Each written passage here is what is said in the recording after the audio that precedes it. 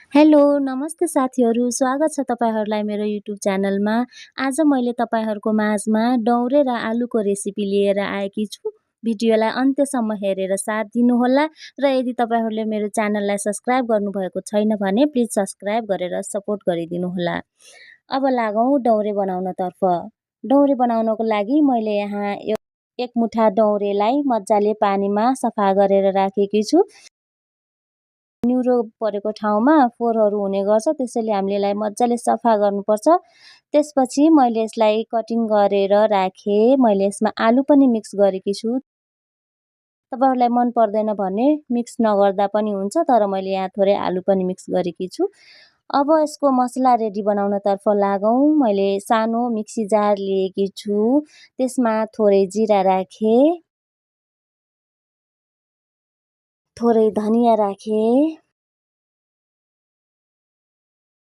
थोरै लसुन राखेकी छु अनि सानो अदुवा राखेकी छु। थोरै यसमा हामीले टिमुर पनि राख्नुपर्छ।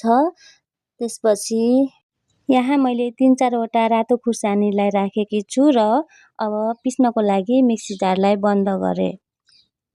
त्यसपछि मैले यहाँ एउटा सानो कराई तताउन राखेकी थिएँ। कराई तातिसकेपछि मैले यसमा थोरै तेल राखेँ र तेल तातिसकेपछि मैले थोरै मेथी फुराएँ। त्यसपछि मैले प्याज पनि राखेँ यसमा।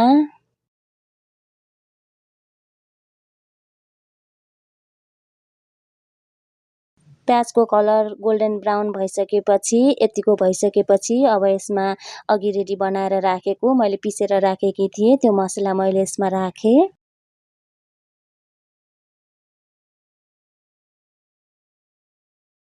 एकछिन मसलालाई चलाएर मैले यसमा गरम मसला थियो त्यो मसला पनि राखेँ।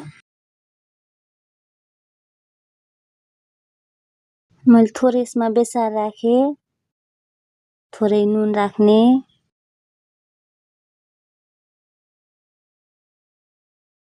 अनि यसलाई मजाले मिक्स गर्ने। अब एकछिन मसला पाकिसकेपछि यसमा सफा गरेर राखेको आलु र डौरेलाई राखेर मजाले चलाउने।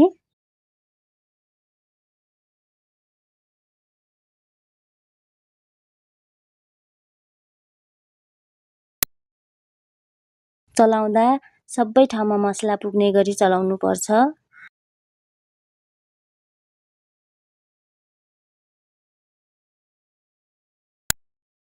अब म यसलाई एकछिन छोपेर पकाउँदैछु। एकछिन छोपेर पकाइसकेपछि यसलाई खोलेर हेर्दा यतिको देखिएको छ। यतिको पाकिसकेपछि अब यसमा हामीले टमाटर राख्नुपर्ने हुन्छ। टमाटरलाई चाहिँ मैले बिचमा राखेर छेउछेउबाट मजाले यसलाई माथिबाट छोप्देकी छु, किनभने यसरी छोप्यो भने टमाटर एकदम राम्रोसँग पाक्छ। फेरि मैले यसलाई एकछिन छोपेर पकाउँछु।